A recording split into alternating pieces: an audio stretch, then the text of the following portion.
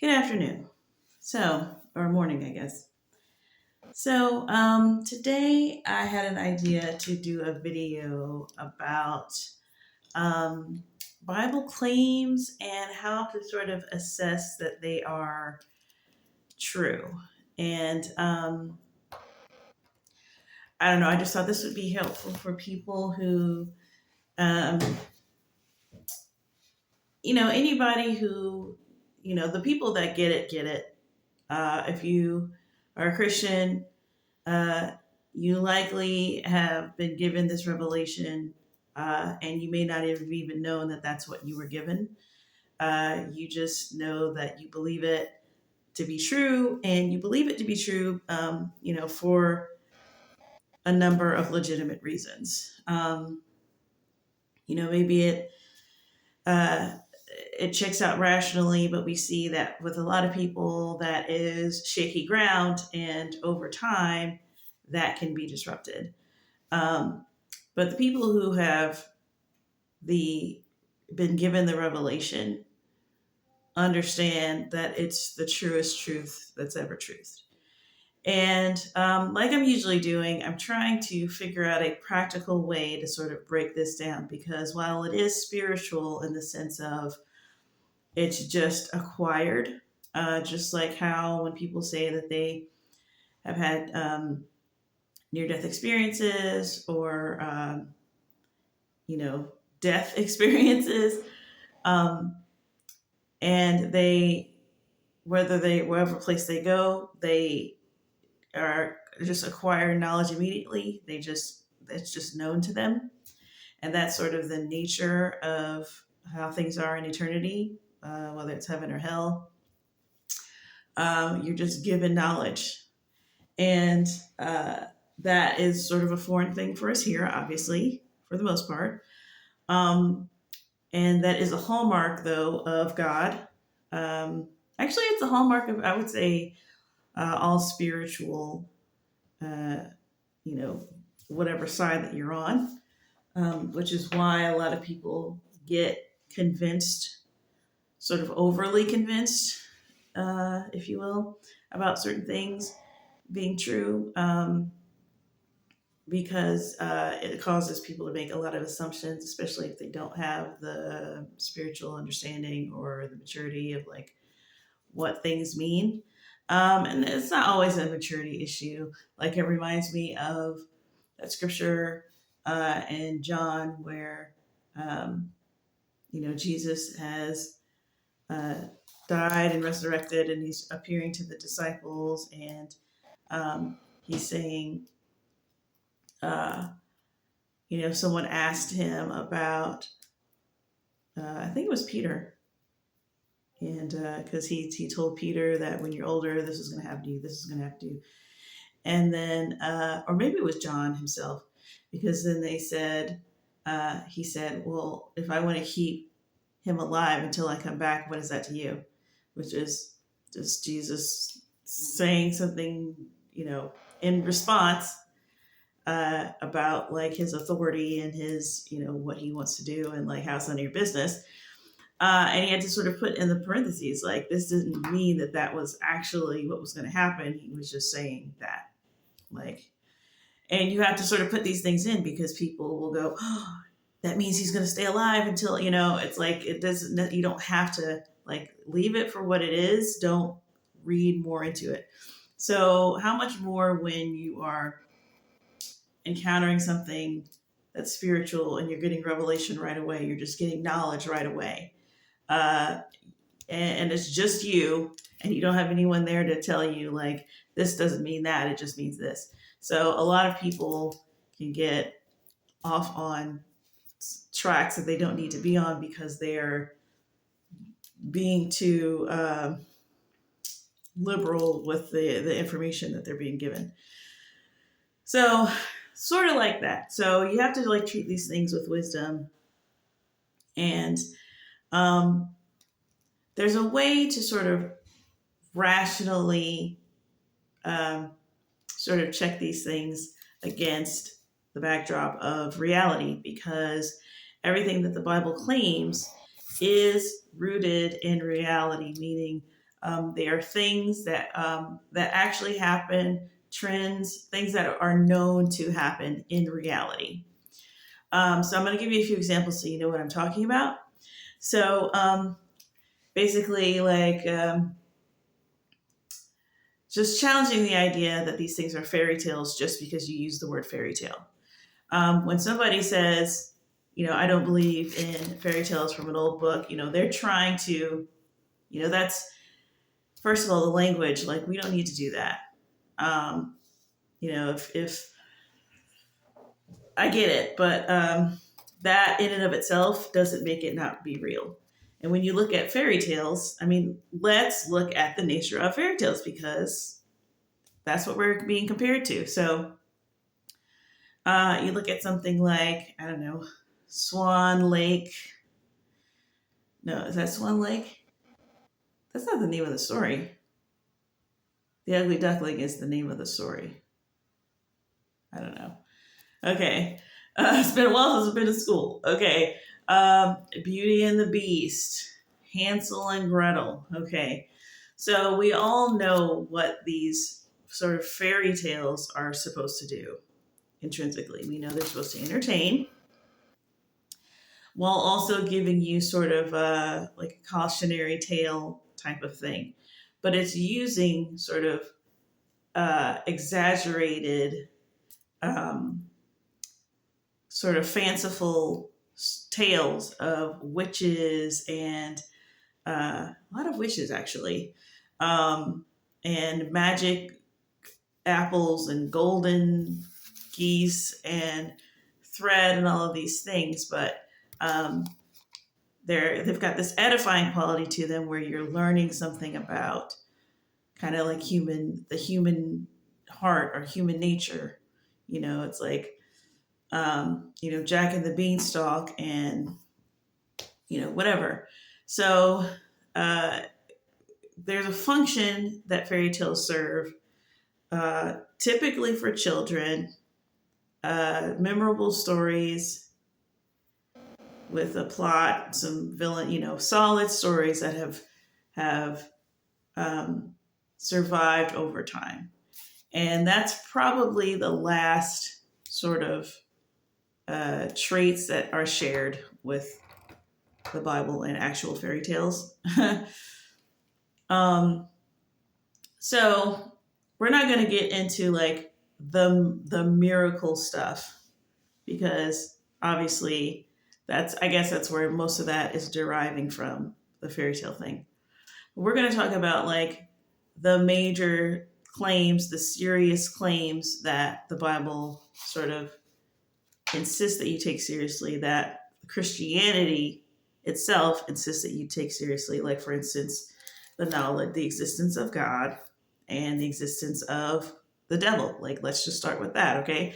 So, the existence of God, right? The idea, like, people want to say the magical sky daddy, okay? Like, that's like a weird concept.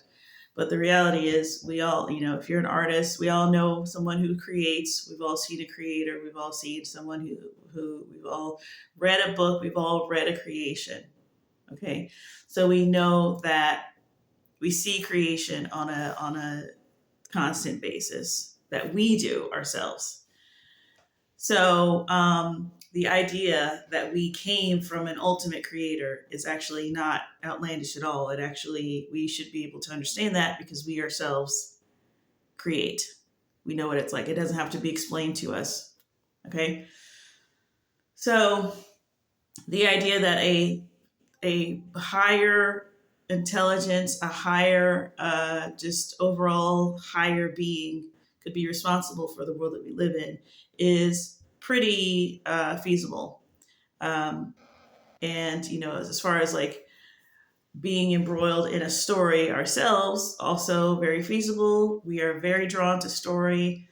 And in fact, there's all these different stories to choose from that people, don't want to have to choose from. They want to say that, all of them could be legitimate, but we're all drawn to story. We all put our lives in narrative form. Like this is our whole thing. So that right there, like It's a big part of it. Like that to me is the criterion to keep something around. If it's something that you can recognize in reality, then it might be worth keeping around. I don't know that reincarnation is something that we can see. It might be an explanation that you can go, oh, okay, well, maybe. But as far as like, we don't see examples of reincarnation. We see examples of everything dying once and that's it. Animals, people, do they come back as something and they don't know and their memory is wiped? Like, we don't really. It's something that you'd have to just believe, really, because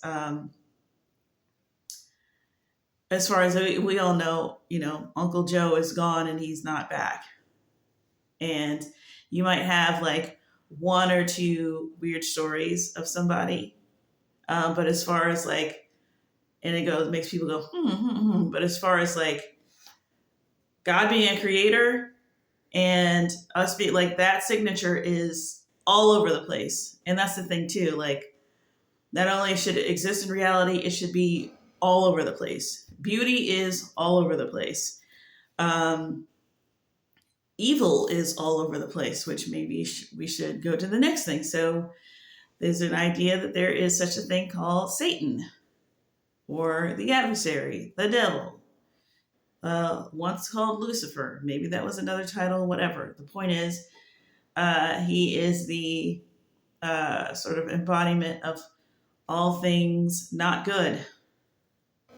Um, do we see where that could possibly be true? Yeah, there's a lot of evil everywhere. We know it. We're familiar with it. Um, we're even familiar, even in the way that we're not familiar with it. We're familiar with this sort of uh, worse situation underneath the iceberg that we dare not look at. This sort of gradation of uh, the worst evil that you've ever seen in your life versus the worst evil that you've ever heard of versus the worst evil that you can't even conceive. Like, we know, we understand this. Okay, this is a reality that we live in.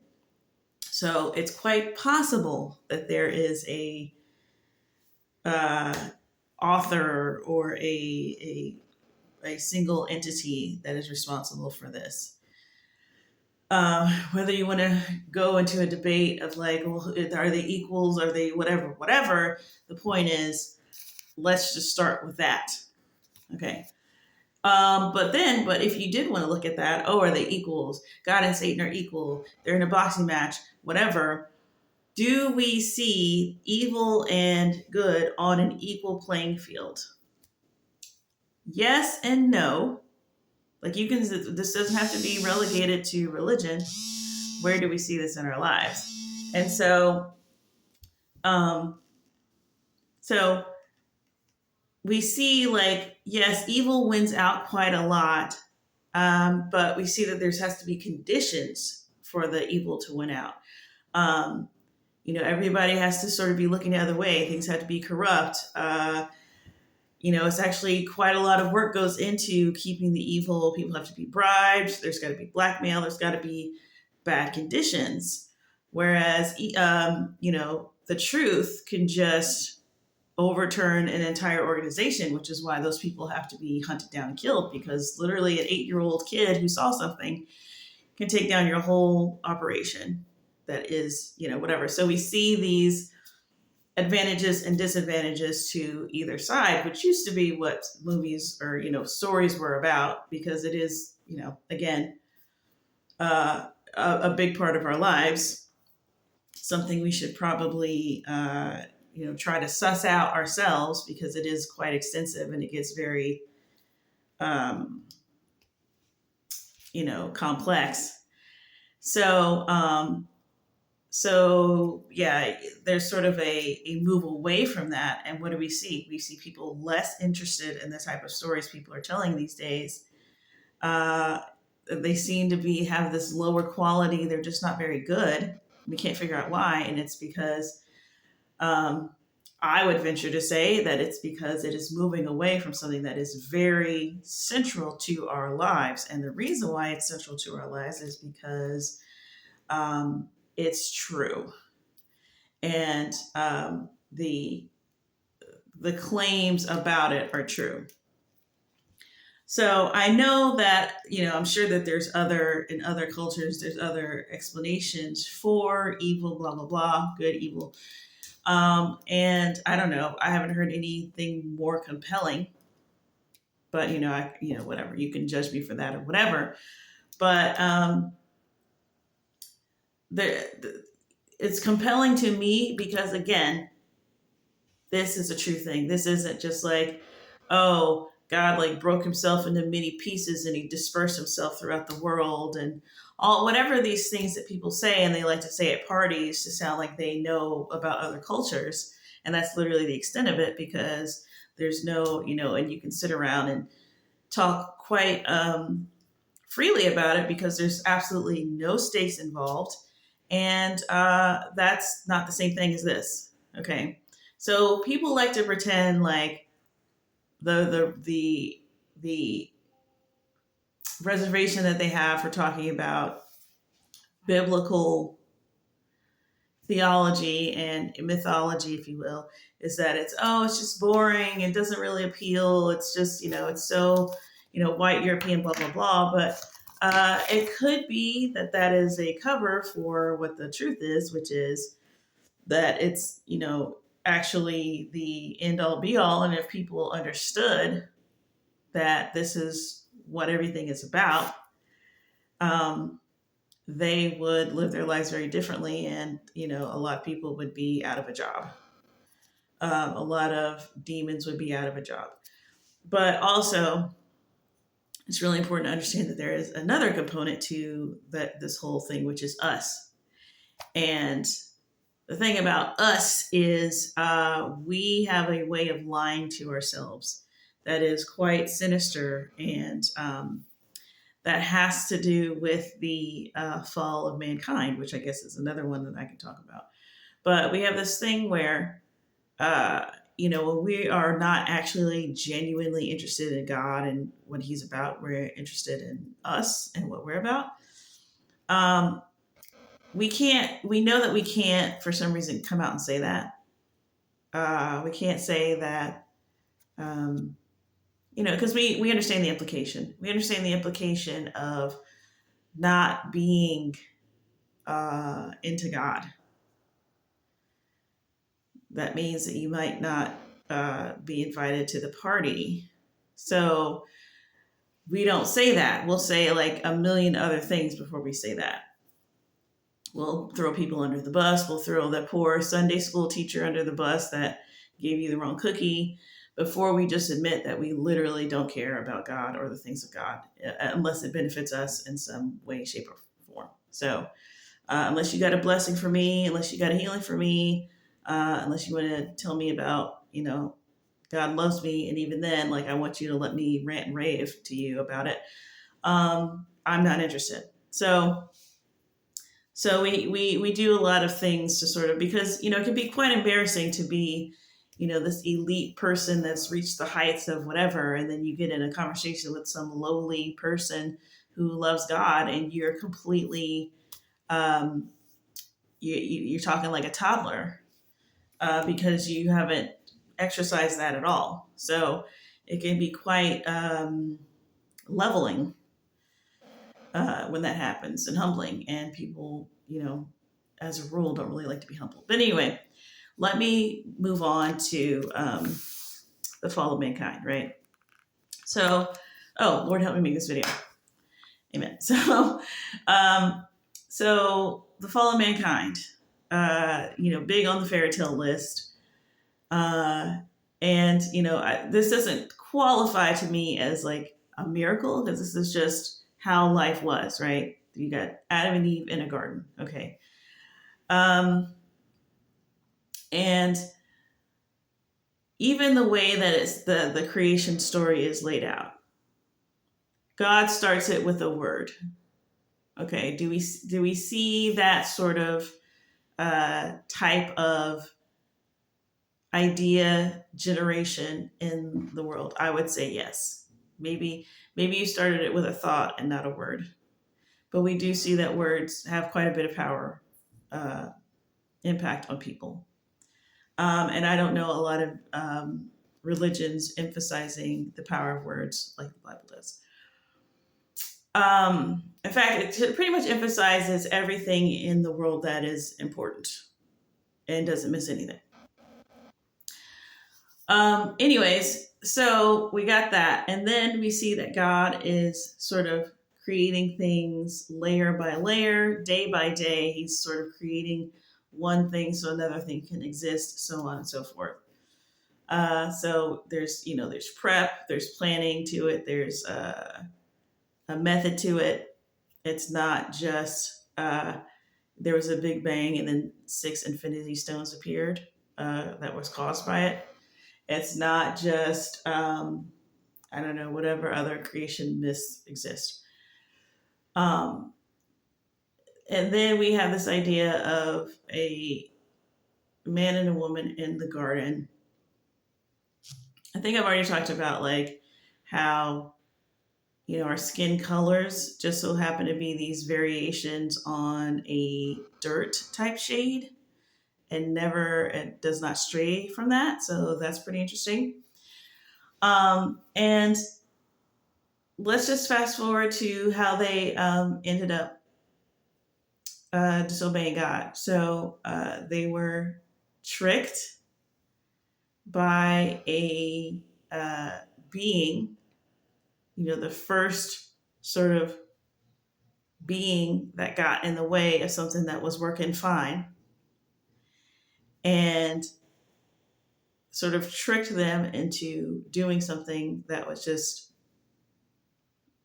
promised a lot of good stuff and promised all of this whatever, but in the end didn't really deliver much but a bunch of heartache and consequences and things they could never repay. Okay, I would argue that is like the trajectory of like every person on the planet. You get to a certain age, you reach a certain age of maturity, and the first voice that you hear is a voice telling you, hey, you can do this, you can do that, you can do this, you can do that. The moment that you have any sort of uh, consciousness, it's not like you can start your Roth IRA right now. You're 18 years old, you're 17 years old. It's never that. It's like never that. It's never like, hey, you can start saving up, you can do this, you can do that. Um, you know, if you raise a family right now and have a child right now, that child will be, by the time you're 40, that child will be an adult, and then y'all can hang out and be friends. Like that's never the suggestion. It's always look at all that's out here and look at what you're capable of, and you just leave a trail of devastation in your wake, and the understanding that hey, none of that panned out, and you might get one or two good things here and there that manage to come out of it. That's good, and then you go, yeah, because I'm awesome, and you just chalk it up to your whatever, and then you go out to tell other people, hey, just go out and make mistakes, it'll all work out, because you don't understand that God is doing that, and he's doing that sometimes for your benefit, sometimes for other people's benefit around you. So, but anyway, that story, that Adam and Eve myth that people just get so hung up on because they can't imagine talking snakes and naked people in the garden, ultimately represents what every single person goes through in this life. So it's quite close to reality, actually. Um, and then, we talked about Satan, but like as far as his origin story, how did Satan come to be Satan? Okay.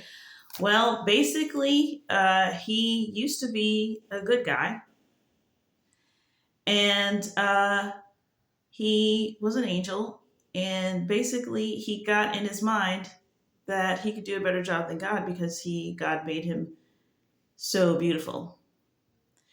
And I don't know if there's many like, adversary, origin stories, whatever they have in the other ones, the trickster or whatever characters they have in the other religions, but um or if they just borrow this one from the Bible. But do we see people um being sort of raised up to the highest height and then uh getting disastrous delusions of grandeur? Do we see that in our world? I'm going to say, yeah. Yeah, we do.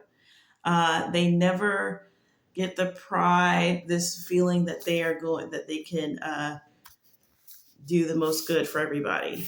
I mean, maybe that they might say that, but it always ends up being a hot mess. So, Satan origin story happens quite a lot in that same exact fashion. So, it's not hard to imagine that that's what happened. Very simple story.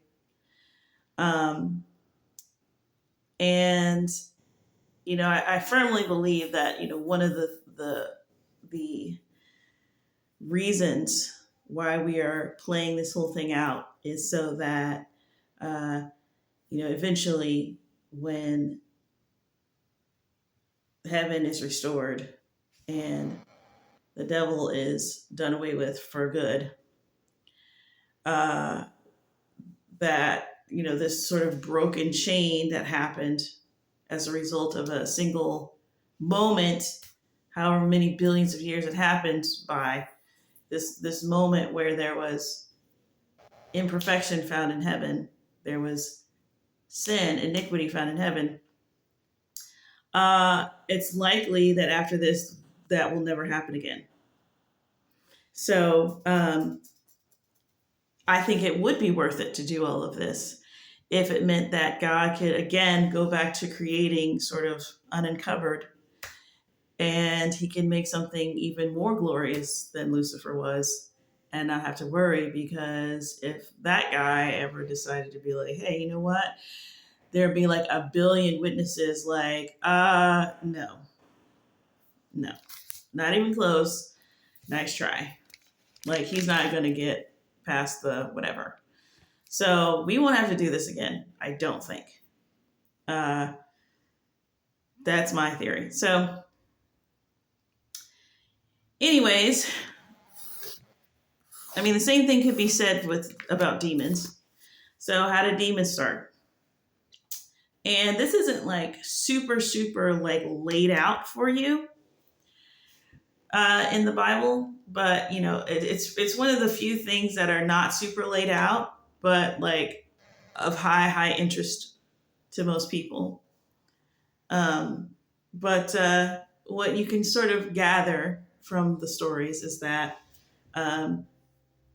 Satan was able to convince you know a group of the angels. A lot of people say a third, but that third is from Revelation, and it talks about the future.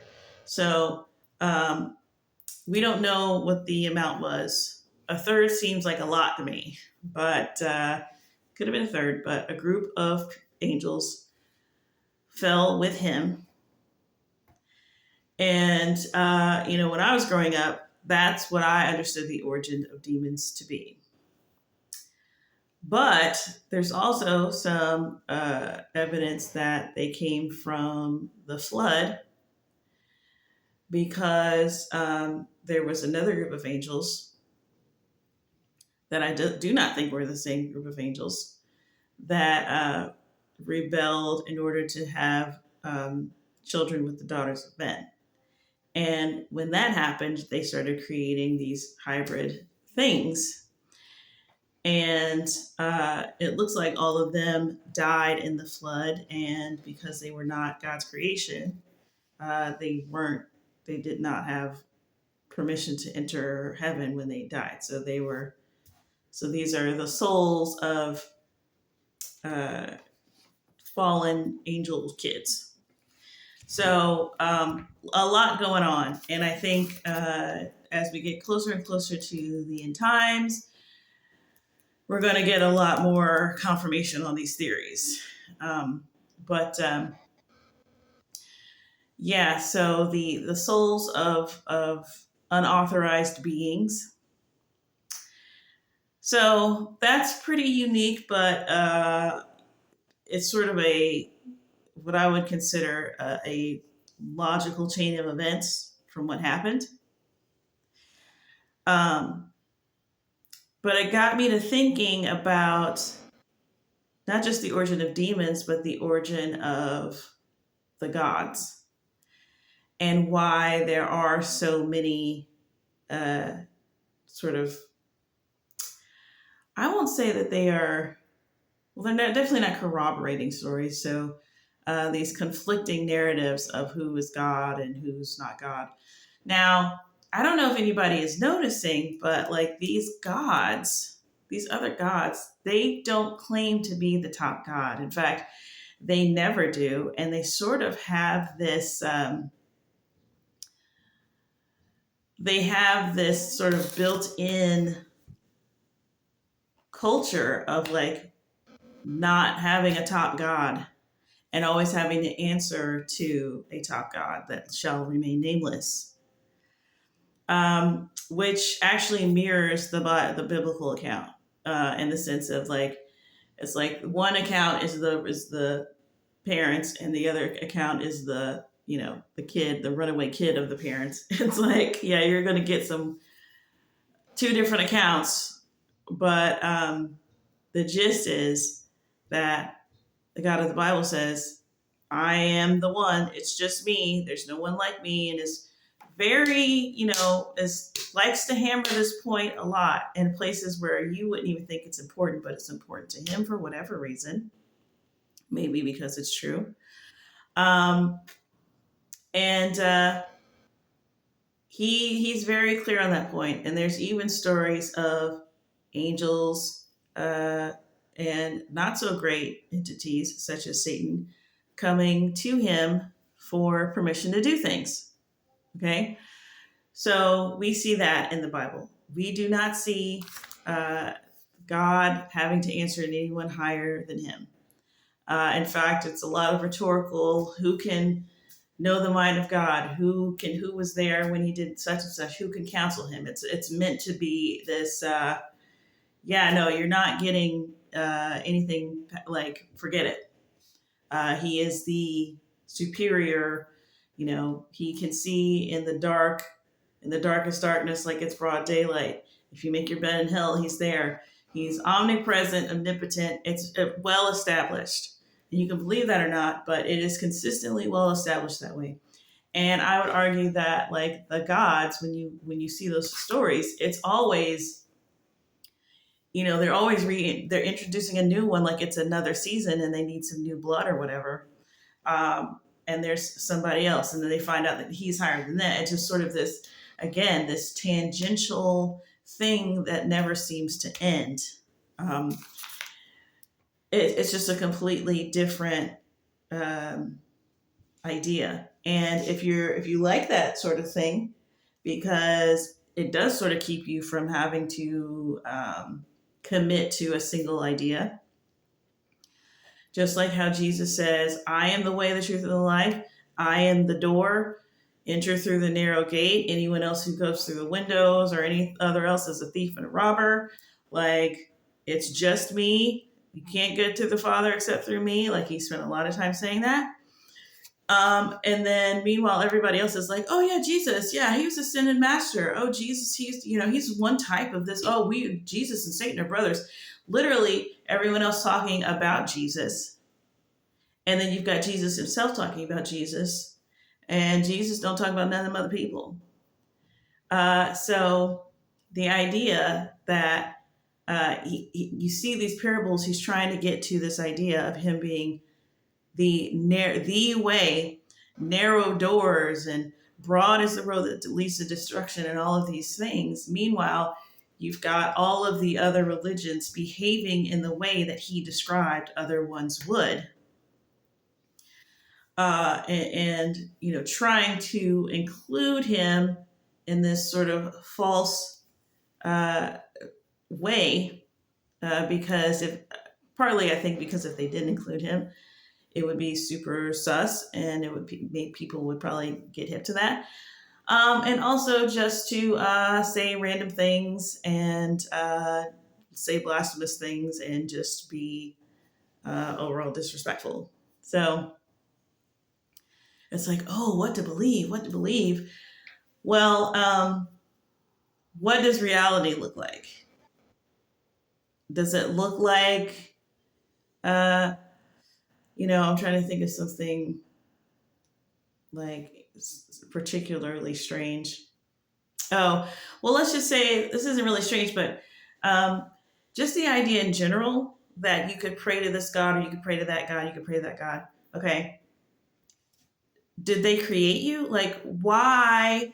Means, motive, and opportunity. This is the fundamentals. This is what you need to ask when some random dude, again, this is reality. When some random dude comes up to you and says, hey, your kid has been messaging me, like, we're just going to hang out. Why do these gods why are they doing anything for you? Because you summoned them? Because you talked to them? They just, oh, a human. He's coming to talk to me. Like, it's so, this human, I find him worthy to talk to. I will now talk to him. Why? They didn't create everything. What a worthy what? They have their own problems, apparently. A lot of them have their, the Greek mythology, forget it. They all got their own drama. Why are they giving you anything? Because they saw that you were noble of heart? Where is the motivation coming from? That still doesn't explain. A lot of these gods are doing their own treachery. What do they care that you're noble of heart? And they've been created by somebody. So why are they helping you? Why are aliens helping you? Let's say you're into the aliens. Why are they helping you? Because they're just higher minded beings and goodness is a higher frequency. Who created them? Like, or the God who created everything and created us extra special in his own image.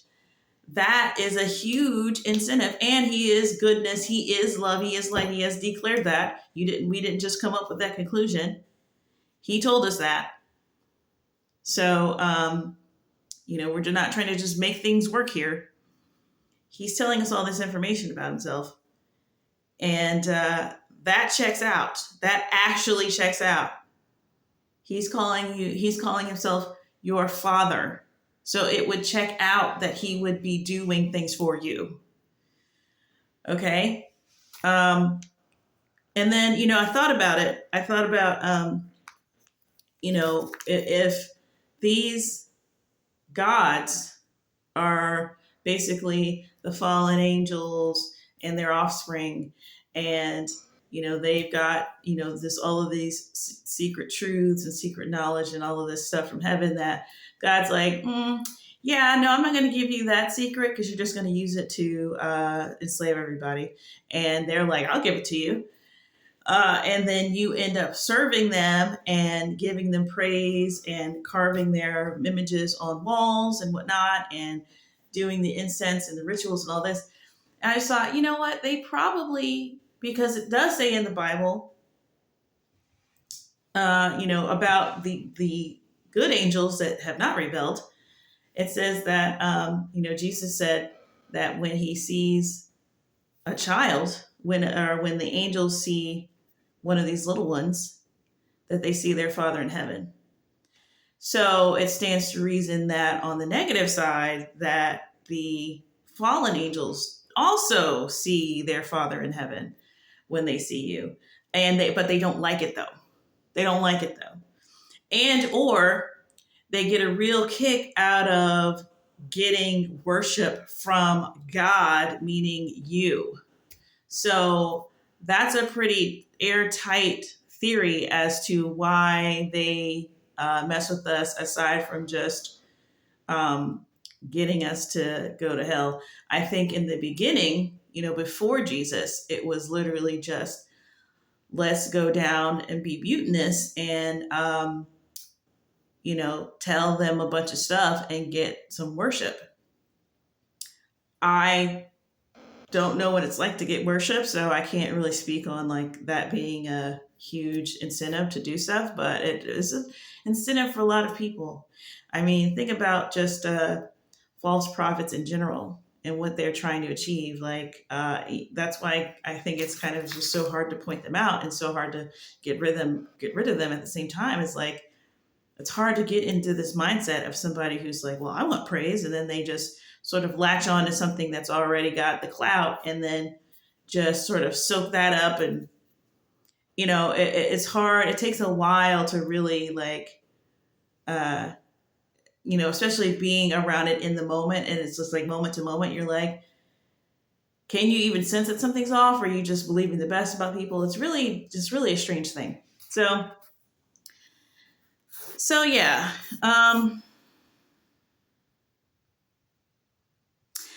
So then the other thing, let's talk about Jesus being God.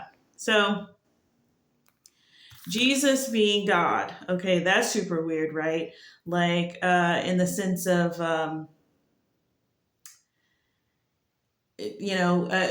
God becoming a man and uh, walking among us, and then dying on a cross for our sins. Like, where's that happened before? Okay, that has never happened before. It's quite special. Do you know what we do for special things that happen that are never going to happen again? We uh, super like hype it, prep it up. It's super hyped up, super prepped up, like trying to prepare you for something that's going to blow your freaking mind. Um, that's what you would have to do for something that hasn't been done before, and you're just really not expecting it because it's just beyond your human pea-sized brain. So that is why people died for this. That is why the disciples went so hard. That is why they put so much uh, so many references in the Bible. It's not just because, oh, look at this scripture that precedes Jesus and it predicts this is how. It's like this is all completely within um, the. It checks out. If God was going to do this, He would have to set this up in such a way. And even the way that he wanted to both set it up and let us know it was happening, while also simultaneously testing us to see how we would react to him. Not him in his glory, oh God, yeah. Him, just his attributes, just his character, that's it. No money, no nothing, just him and his character and his attributes as a person, and how we would individually react to him.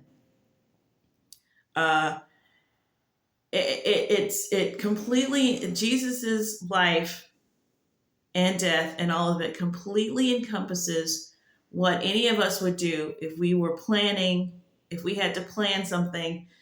If you're going to plan something that's God level, you can't just spring it on people, and yet they still weren't ready. It was so painstakingly like put into the very fabric of their belief system, and the people who did not see him, and the people that did see him did. So he is literally the Passover lamb.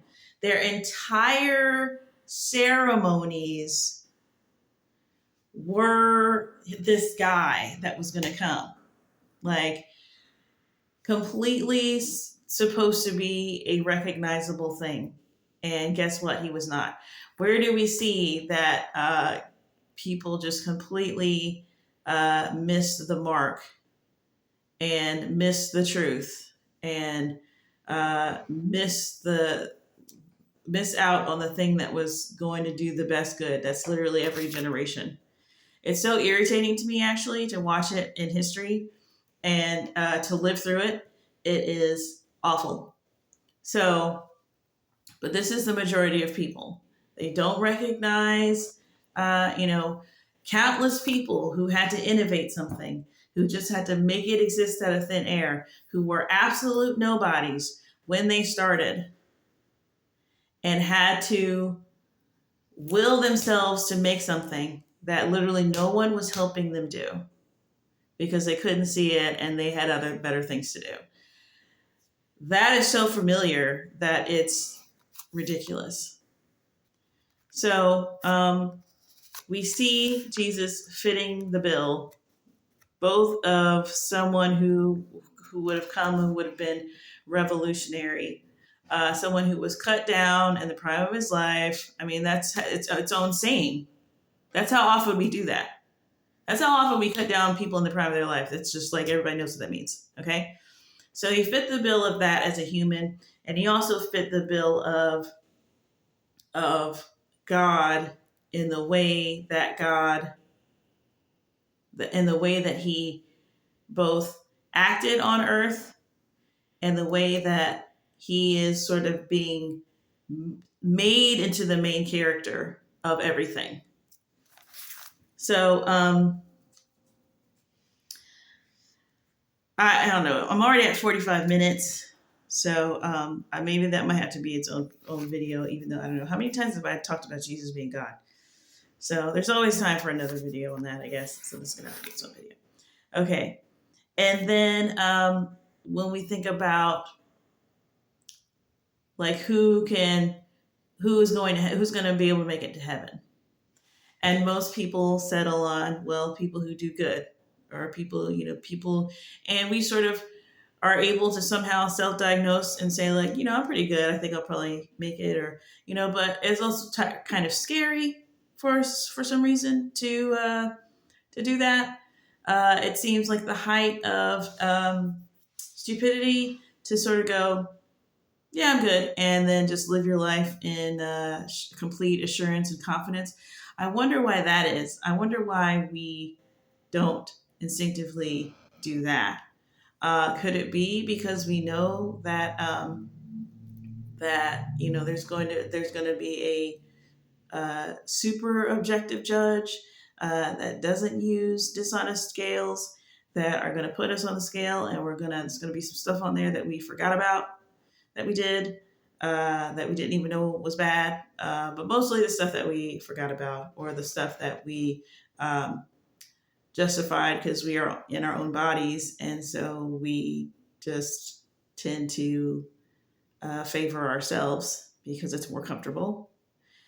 Um, so the good deeds thing, or that doesn't really check out in the rest of life, in the sense of who should be able to take advantage of this great thing. Yeah, sometimes. I mean, you could say that about, like, I don't know, scholarships or college entry or something, but that's really about even that is a little bit. It's about like um, they really are managing potential, and that's understood. It's not about like, we will deem who is worthy to come to this university. It's like, okay, who of these students seem to have the potential to go on to do something great. It's like a boost to something that already seems to be brewing up to be good. It's not even really the same thing. It's not the sort of end of the line, now everything's done, hands down, pencils down, hands up, like, how did you do type of thing. And um, I think that by and large, like what I would sort of boil it down to, like, who's getting in and who isn't. It's not about your deeds, because again, aside from God understanding, like, we're dealing with a group of people who have been corrupted by sin, and who are sort of cursed with this knowledge of good and evil to sort of a uh, obsessive degree. So he understands that. So, um, and we're blind. We can't, we can't see him, and we're sort of we're sort of disconnected from him. So there's a special way that we can sort of still get back to him, and that is really the more important thing. So if you have to find out some information the hard way, you got to do some bad deeds, you got to end up in some bad situations in order to get that information, to get that realization that you need to get back to him, like the prodigal son who said, yeah, just give me all my stuff and I'm leaving, and left, and then realized like I was better at home, and he had to do all that stuff. I mean, the prodigal son literally flies in the face of the idea of doing good deeds. Now, eventually, uh, is the prodigal son going to be allowed to just go away and come back an unlimited amount of times? No one was trying to push that parable that far back then. It was really just like a revelation at the time of how it's not ultimately about good deeds. It was supposed to be mind blowing back then, and it was 2,000 years ago. It was, and it still is. But obviously, I wouldn't say obviously, but um, what it boils down to, as far as who is going to heaven and who isn't, it's those who love God. That's it. And like a long time ago, I did a. It might have even been a blog. I think it was a blog, but it was about how the word love basically can be used as value. Like you can use the word value in place of love. Um, so those that value God, um, kind of above everything. I mean, you have to. You have to. He doesn't go in any of the other slots. It doesn't work. You have to value him above everything. Everything can fall into place after that. Seek ye the kingdom of God, and everything will be added to you. Like that is a principle that's expressly, or that's expressed in the Gospels. But so you have to value God. Uh, does that sound super like, oh, God's just so like he's really got a high opinion of himself? Well, okay, well, try this in a relationship. Have you ever heard of a relationship? It's sort of like that. When you're in a relationship with somebody and you value them more than yourself, you're in a good relationship. When you value yourself more, above that person, that's when you run into problems. Like I've had to ask myself this recently, like, do I value myself? Am I still thinking of myself first? Is that what causes problems when there's problems in the relationship? Is that I'm still like, I'm willing to give all these things away, but I still am keeping a chunk of myself just because, is that part of my, that avoidant attachment thing? It's like, because you don't expect to get other things from people, you sort of are self-reliant in that way. And so it's just like, is that causing me to be like overly self-reliant, where I'm just like not still putting myself above everything else, like even if it's just a tiny, tiny chunk, because I can't rely on anybody else to give me that stuff. Like, so, yeah, that's self-examination. And, uh, we can go all into like how that, how everybody should be living that way, because if everyone lived that way, then everything's great. If everybody lived the way that you're talking about, where it's like, no, you need to make sure that you're all right. If everybody did that, it would just be a chaotic mess. But if everybody was giving and being selfless and trusting God for their whatever, like it would be a great place. Is everybody going to do that? No. But if enough people do it, this place can be a great place. Like I just had this random thought that I'm going to add because it's like 45 seconds. But like, I was thinking about like when,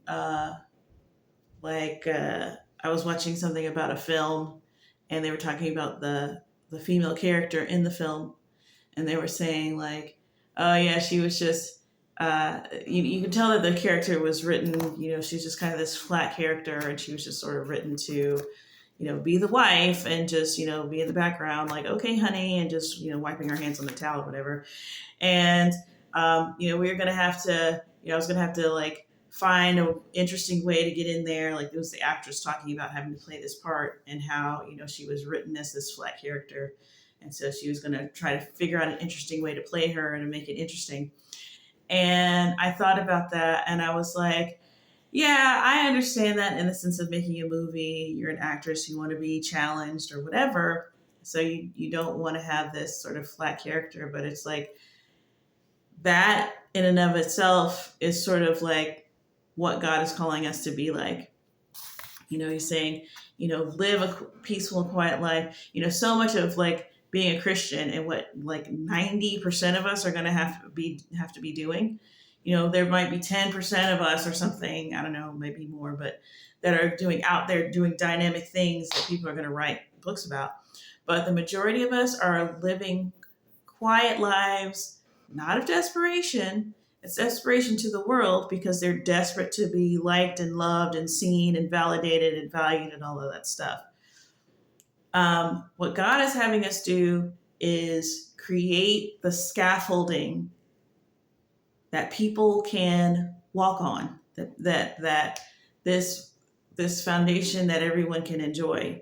It's planting the trees that you'll never eat from. It's being the wife, the two-dimensional wife that just says, "Okay, honey," and she she's just dependable, and she takes the kids, whatever, and she loves them, and it's so flat and one-dimensional. It's like this is how society gets made and flourishes. While you think it's just too boring to do. So if you don't value that stuff, like that's what it is. It's humility. It's having things function for the sake of it functioning.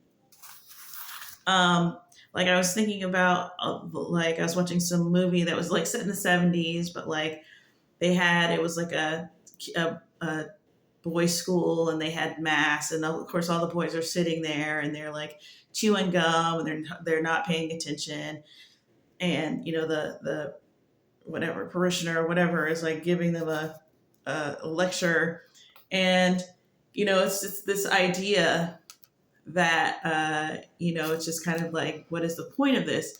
But even in the movie, because it's set in the 70s, but it's not from the 70s, there was this nostalgia to it. There was obviously like, we miss this thing that we thought that was like pointless, and like, why are we even sitting here? There's something to it that you're missing, that when you take it away and you don't have it, now you're not doing anything. Now you're not invited to reflect at any time. Now you're not sitting in a building and just having any sort of awe or reverence for anything. Now you're not sitting for 20 minutes and contemplating and not just not doing anything and not focused on yourself and having to keep your hands to yourself. Now you're not having. It's like even the things that even when people don't believe in it and it doesn't seem to serve any purpose, it's still edifying. And when it's taken away, it is worse for humanity. That is what it is to be a Christian. And so we see a lot of these atheists, these older atheists going, hasty pasty, trying to turn back the clock, being like, hey, we need to get back. We're actually a Christian country, though, Christian roots, blah, blah, blah. It's like, well, that's because you didn't value it. You were too stupid. You were too, I won't say stupid, but like blind, because blindness is a thing, okay, to understand what the value of what God has implemented is. God knows what we need. God knows what we can survive without. God knows what what we'll be able to survive with. Okay, so there's a lot of things that we complain about, but it's like God made us so that we can, one good thing and the bad stuff is forgotten. One really, really good thing will make you forget all the bad stuff. So then why are you avoiding the bad stuff like the plague? And now, and it's like you don't realize until after you've gone through the bad stuff. There's a reason why people say, I'm so glad I went through that stuff. It's because it gives you this character and it gives you this depth of appreciation. It gives you all these things that you can use. If you don't have that, then the good things just drive you insane because you can't. It's like trying to eat sand. You cannot. It's not doing anything. It's not doing anything, and everybody is wishing they were you, and you're miserable. So God understands us, and literally everything that we need, sort of nutritionally, spiritually, is in the Bible. Okay, it's in the Bible. These other paths, these rabbit trails of being your own God and meditating all your stuff and manifesting, and it takes so long to realize that it's just a hamster wheel, which is purposeful. It's purposeful for everyone involved. It's purposeful even if you don't believe in demons. It's purposeful on a human scam level because you're paying big bucks to understand all that stuff, and it's literally just demon stuff.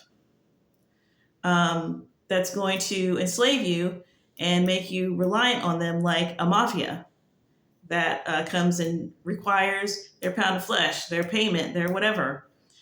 So, yes, are there some issues within Christianity, things you can point out, people you can point out? Yes. But that is not the Christianity. That is the people. I don't know why people are always taking themselves out of the equation. It's always God. It's organized religion. It's this false doctrine. It's this bad TV show. It's this. It's also you though, because that same thing that you're complaining about, someone else doesn't even understand what you're even talking about, or they're not bothered by it. It's because they're a separate person and you're you. Your spirit, the things that you are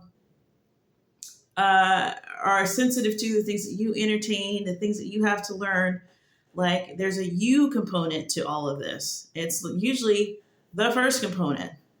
It's not traffic. It's not,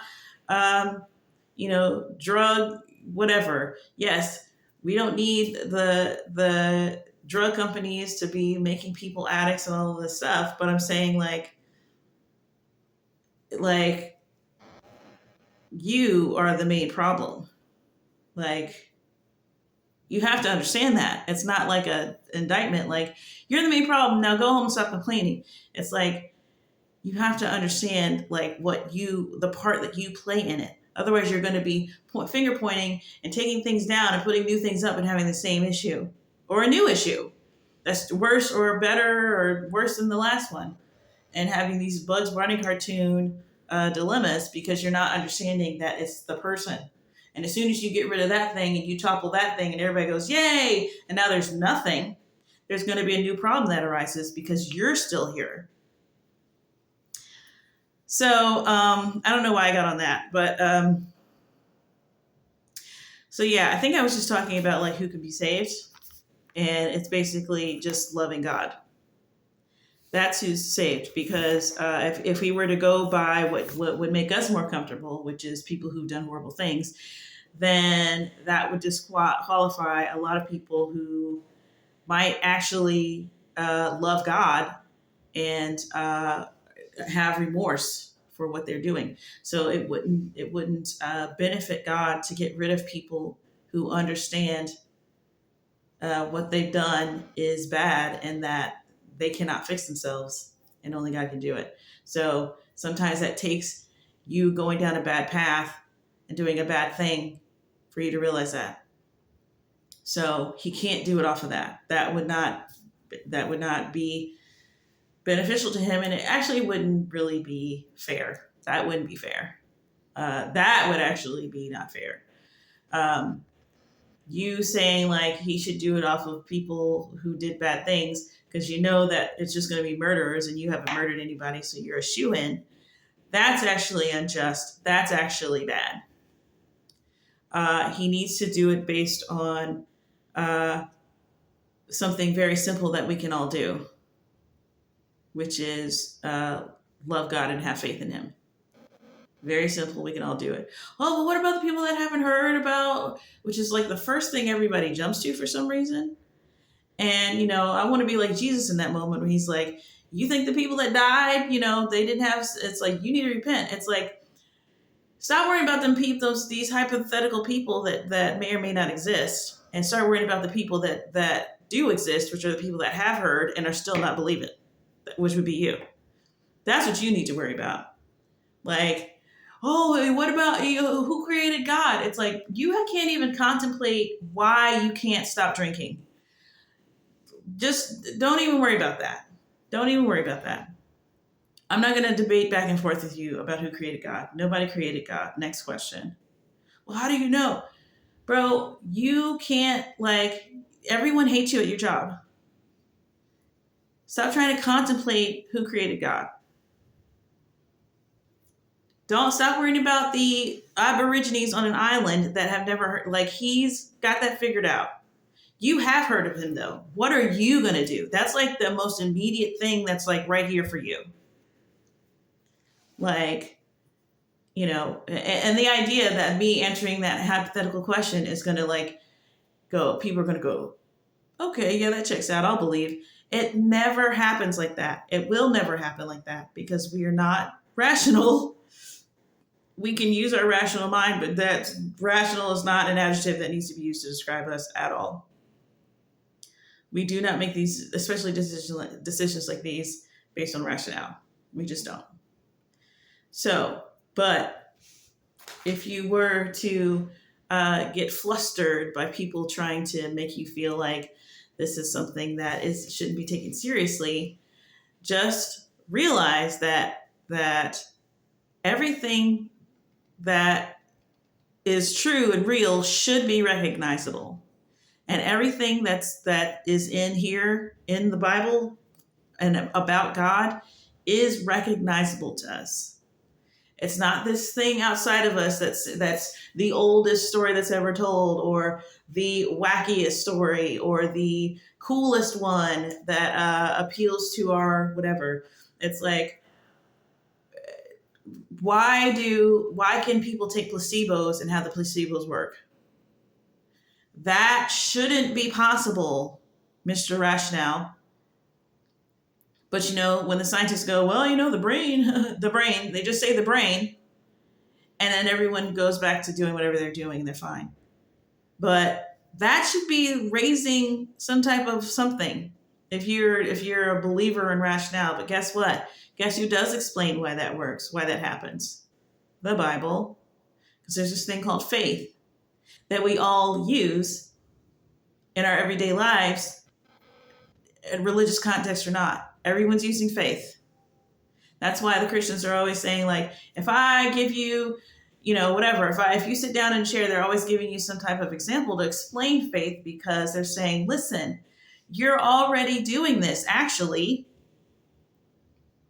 here's me shedding light on what you're already doing. Now you're just applying it to your eternal salvation. So yeah. I got one more on here about why there's so much evil in the world. But I don't know. I feel like I've talked quite a bit, and I already know I'm going to have to do a part 2 about Jesus. So maybe I'll just include that with my Jesus one. So anyway, that's me talking about Bible claims, fact-checking Bible claims about reality, and I will talk to you guys later. Peace out.